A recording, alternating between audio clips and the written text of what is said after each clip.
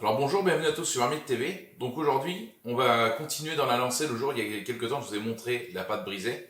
Là, on va continuer un petit peu dans la lancée. Là, je vais vous montrer la quiche Lorraine. Donc ça va très bien avec.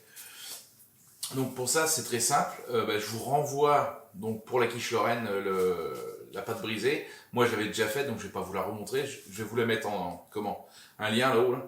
Comme ça, vous pourrez retrouver pas à pas comment faire votre pâte brisée.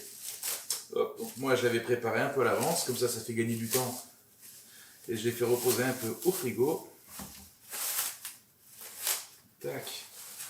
Hop là. Voilà. Ça me plaît, elle est bien souple. Hop. L'avantage de la mettre au frigo, c'est qu'elle va se travailler beaucoup mieux. Donc là, on va venir la travailler pour pouvoir la mettre dans notre moule. Donc pour ça, on vient mettre un peu de farine sur notre plan de travail. Voilà. On essaye de faire quelque chose d'à peu près rond, comme ça, quand on va vouloir étendre, ça va aller mieux. Hop là.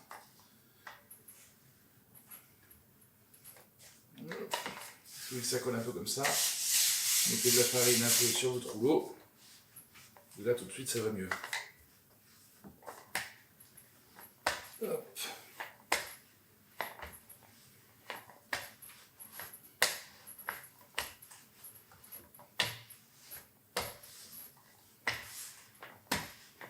Hop.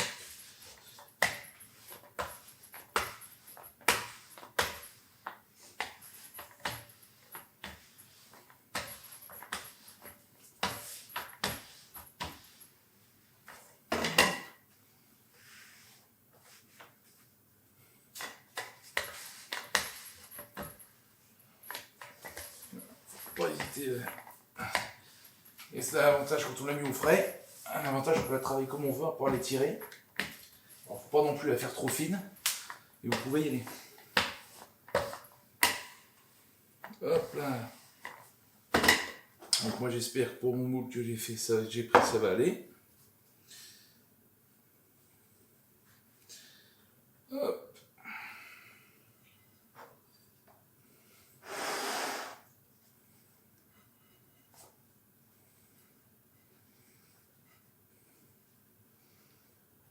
Voilà.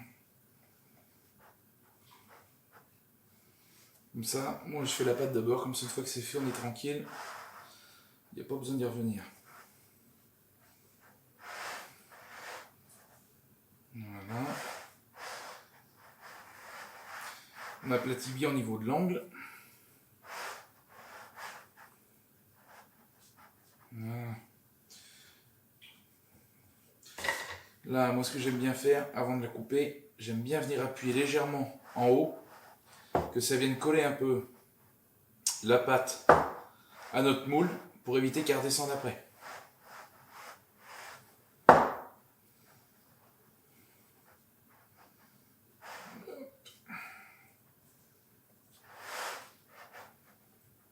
Voilà. Là, pour la couper, vous prenez votre rouleau, vous passez dessus.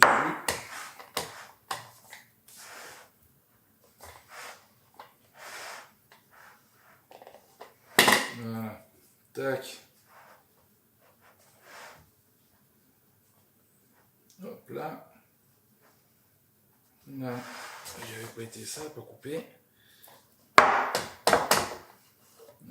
Hop, voilà. Votre reste de pâte, surtout, on ne le jette pas. Là déjà, il va vous servir. Alors on va faire quelque chose que j'aurais dû faire avant. Ça se promène et ça me gonfle. Alors, on prend une éponge. On en met un coup vite fait sur notre plan de travail.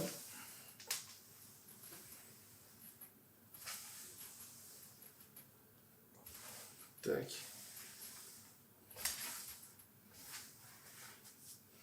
Déjà, c'est un peu mieux.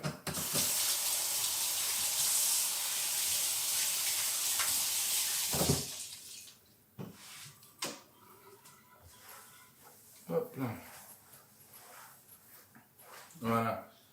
Toujours important de travailler avec un plan de travail propre. Donc là, quand on est là, on reprend notre plat. La petite boule, le surplus de pâton que vous avez là, vous refaites une petite boule avec.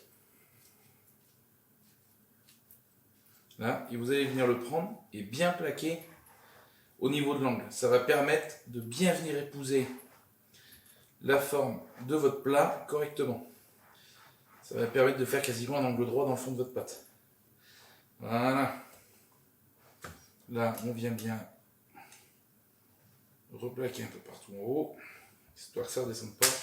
Et là, votre pâton, vous ne le jetez pas. Il y a moyen de faire, si vous avez des tout petits moules, vous pouvez refaire une petite bricole avec ça, une tarte, une autre quiche, voilà, c'est un peu d'appareil, autre chose. Donc ça, on se le réserve, on le met de côté. Chose à faire tout de suite aussi, on va mettre notre four à préchauffer à 200 degrés. Hop là. Donc là, on prend une fourchette et on va venir piquer le fond de notre pâte pour éviter que ça gonfle. Allez, moi j'aime bien un peu dans l'angle, faire un peu le tour. Faut bien que ça reste. Voilà. Alors ça, il y a deux solutions, comme je vous avais dit dernièrement dans la vidéo. Soit là, vous mettez des haricots, des choses comme ça, histoire que, et vous pouvez le faire cuire. Donc à blanc avant, histoire que les haricots que ça gonfle pas et vous aurez une pâte sèche. Ou alors, vous pouvez le faire en direct, vous mettrez directement votre appareil dedans, ça durera juste plus longtemps. Nous aujourd'hui, c'est la façon que je vais vous montrer, la façon la plus simple, sans trop de prise de tête. Voilà, pour moi la plus simple à réaliser. Donc là maintenant, ça c'est fait, on vient le réserver. Ça, on l'enlève. On vient prendre un saladier. Il va nous falloir des œufs. Donc pour ça, il va nous falloir 4 œufs. Hop. Avant toute chose, j'ai pas pris de petites poubelles. Hop. Alors ce que vous pouvez faire pour les œufs, pour être sûr qu'ils sont bons, vous les cassez dans un petit récipient avant et vous les mettez après. Moi, je ne me prends pas trop la tête, c'est que des œufs qui viennent de chez nous ou de chez des amis à nous. Donc il n'y a pas de souci, les œufs ils sont frais, on les a juste récupérés. Voilà.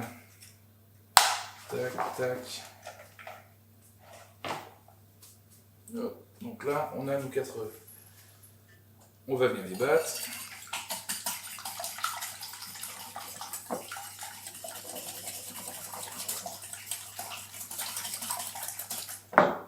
Tac. Ah, chose importante, j'ai fait une connerie.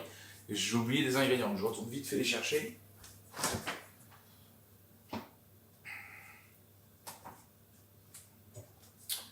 Hop. Voilà. Donc là, il nous manquait le lait et la crème. Donc là, j'ai 250 ml de lait que je viens mettre. Hop. Et je viens rajouter pareil 250 ml de crème liquide, la crème fleurette.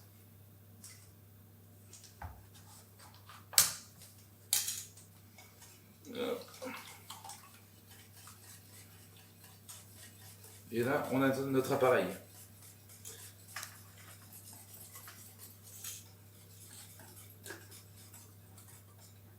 Toc.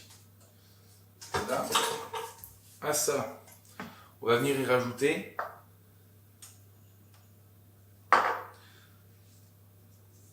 deux bonnes pincées de sel. Hop là. On va venir y rajouter du poivre.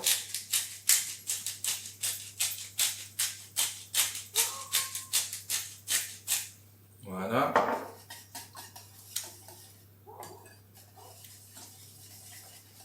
Là, c'est bon. Tout est bien mélangé. Donc là, on vient récupérer notre plat qu'on avait fait tout à l'heure. Dans le fond, on va venir y mettre des lardons. Donc là, moi, j'ai 200 grammes de lardons. Ça, c'est des lardons fumés. Après, à voir, hein, si vous voulez en prendre qui ne sont pas fumés, vous pouvez aussi, il n'y a pas de problème. Pour ceux qui ne mangent pas de porc, qui veulent réaliser la recette, il y a des lardons de dinde, de poulet, de choses comme ça. Vous pouvez aussi mettre à la place. Tac, donc là on répartit bien les lardons. Ah ça, alors ça fait pas partie de la vraie recette de la quiche Lorraine. Dans la quiche Lorraine, on s'arrête au lardon avec l'appareil et terminé. Moi j'aime bien, ça ramène un peu de gourmandise, je rajoute du gruyère. Là on a 100 g de gruyère.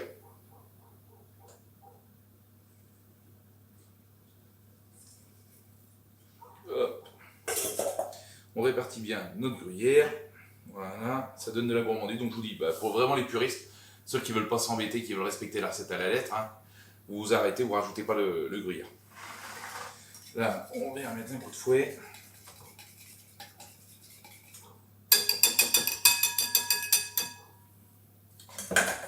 Tac. Là, on vient mettre notre appareil par-dessus.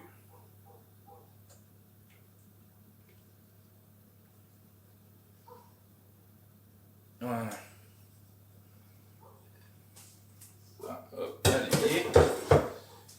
Voilà, donc là, moi je vais récupérer mon fouet et je viens tapoter dessus pour que mon fromage qui remonte en surface soit bien pris à l'intérieur. Voilà. Ça c'est bon. Hop là. Petite combine, c'est pareil, si des fois vous avez un moule qui est un peu moins haut que moi, et vous voyez que vous êtes quasiment rendu en haut, et vous ne voulez pas faire de conneries avant de le mettre au four. Vous ne remplissez pas jusqu'en haut. Pour tous ceux qui sont un peu gauches et qui sont prenés sous une bonne étoile, hein, petite dédicace à ma femme, c'est une question d'habitude pour elle. Vous mettez au four et vous laissez une petite marge, et une fois que c'est au four, vous allez tirer votre grille, vous remettez le reste de l'appareil et vous repoussez délicatement. Ça évitera d'en foutre partout. Parce que bon, après il faut s'y repiller et c'est jamais de la faute à personne. Donc là, maintenant, au point où on en est, j'attends juste que le four, moi, soit prêt. On est parti, donc vu que là, j'ai pas fait cuire la pâte, on est parti pour à peu près 40-45 minutes à 200 degrés. Et je vous reprends aussitôt pour la suite. Allez, à tout de suite. Bon, alors là, on se retrouve donc 40 minutes après. Donc j'ai baissé le four, j'ai dit 200 et j'ai baissé un petit peu, je l'ai passé à 180. Donc là, au bout de 40 minutes, j'ai jeté un œil et on est vraiment pas mal.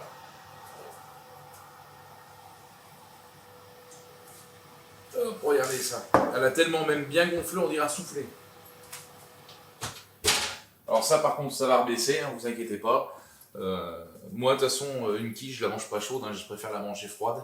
Je vais la laisser un petit peu reposer, que tout coagule un petit peu à l'intérieur. Et donc là, pour que ça va redescendre tranquillement. Donc là, là l'avantage en plus, c'est que ça va se tenir avec la pâte. Donc là, pour la recette, c'est comme d'habitude. Vous allez retrouver tous les ingrédients, les ingrédients en description. Si ça vous a plu, comme d'habitude, pensez à vous abonner pour ceux qui ne l'ont pas déjà fait. Lâchez un petit pouce bleu, hein, voilà, c'est gratuit tout ça. Moi, ça soutient énormément la chaîne et ça me motive à continuer. J'espère que des recettes comme ça vous a plu. Là, avec la pâte brisée, on aura plein de recettes à suivre dans les semaines ou mois à venir, vous allez voir. Et puis à bientôt et bonne dégustation à tous. Allez, salut!